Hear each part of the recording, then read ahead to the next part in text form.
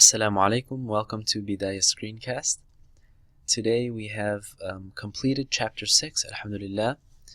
We are with the chapter exercise, and as usual we have the system of increasing difficulty so we can review all the concepts of chapter 6. Chapter 6 was a combination of many supplementary lessons with much detail, so this chapter exercise summarizes the takeaways from the chapter. It's not necessary that we know specific details of every single lesson.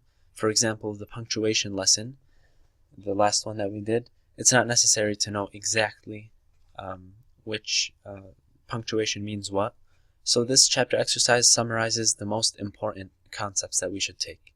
Let's start off by taking a look at the checkpoint at the bottom of the page. This checkpoint, as usual, gives us the minimum score required for passing, which is 8 out of 10 in this case. Basically, we want the student to be absolutely ready for the final test, which will come in chapter 7. So we pay close attention to the weaknesses in this test so we can review previous lessons before continuing.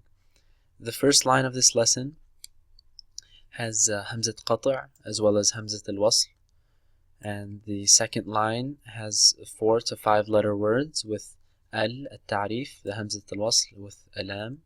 And in our third line we have lam shamsiya. Fourth line we review lam qamariya as well as some of the exceptions like the ignored alif. And then in lines 5, 6 and 7 we have short verses selected from the Quran, and we want to use a certain technique for reading these verses. The same one you might recall that we use to read multiple letters in the same word.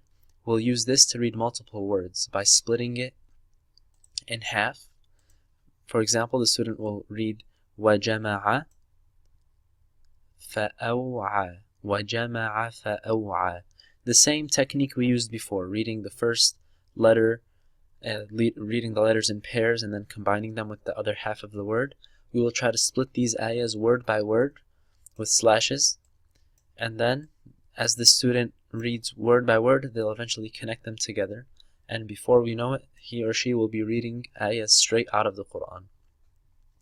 As always, the second page of the chapter assessment is the evaluation.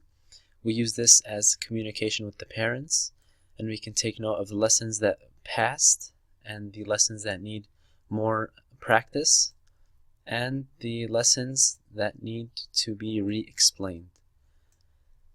And as a reminder, this is the last chapter before the final test, so we want to make sure not just to limit this evaluation to chapter 6, rather we want to grade the student in general, and the minimum is 8 out of 10, and we want to take note of any concepts throughout the whole book that need to be reviewed, and the instructor could communicate this to the parents through the comments box, and of course finishing with the signatures.